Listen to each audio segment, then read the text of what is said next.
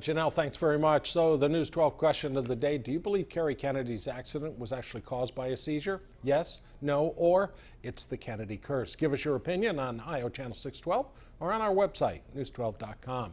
Joining us right now is a neurologist with offices in Mount Kisco. He also ran the epilepsy monitoring program at White Plains Hospital. We want to welcome Nilay Shah, Dr. Nilay Shah, and just ask, a seizure, it's not something we're very familiar with. Sure. About how likely is something like that? Surprisingly common. We see it in the population.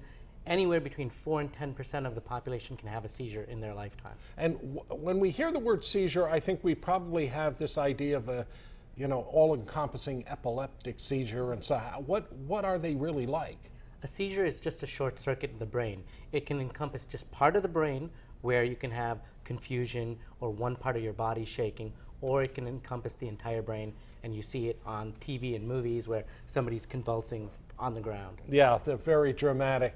Now, if we talked a little bit about what the onset could be, could alcohol or a pill or prescription drugs trigger something like that? Absolutely. If you have a tendency for seizures, any abnormalities in your metabolism could set it off, but they can also be set off randomly without any prediction. Now, we got a little shot there, and it looks like a lie detector test, but what are we looking at? We're looking at brainwave activity, and normally brainwave activity is mapped by a computer with what looks like squiggly lines. When they get coordinated and get at a higher amplitude, as you can see maybe 1/3 of the way into the page, that represents a seizure where it's coordinated brainwave activity that is abnormal, causing confusion or stiffness or shaking. Yeah, it doesn't look very coordinated at all. Now, what about Kerry Kennedy? She talked about hyperdensity in one part and an MRI. What does that mean? It means that they saw a shadow in her brain.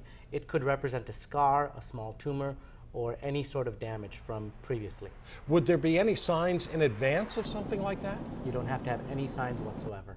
All right, and she had it once. She said for the first time.